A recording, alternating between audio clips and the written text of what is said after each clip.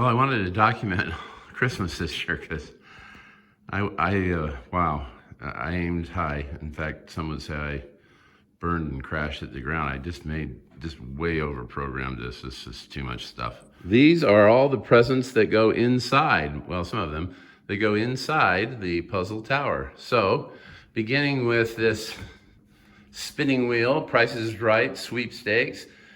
I made that. In the white areas, that's like a whiteboard type material, so you can write kids' names in there.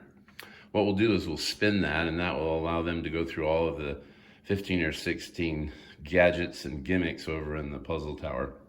And then after that, when they get to the safe, in the safe there are 16 safety deposit boxes, and each one will be filled with presents or pictures of presents if they don't fit.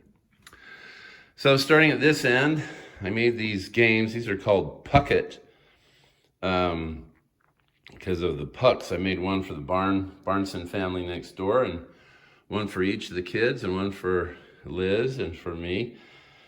This is a boatload of work. The actual thing takes a small amount of time, but getting all of these pucks, I sanded and stained 14 of them, and then I just quit until after this week's over.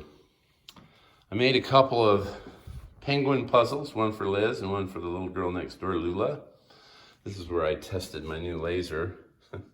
And these will each be on the safety deposit boxes inside the tower. I like making these little, this is for Bob and Kathy. I gotta make their dog.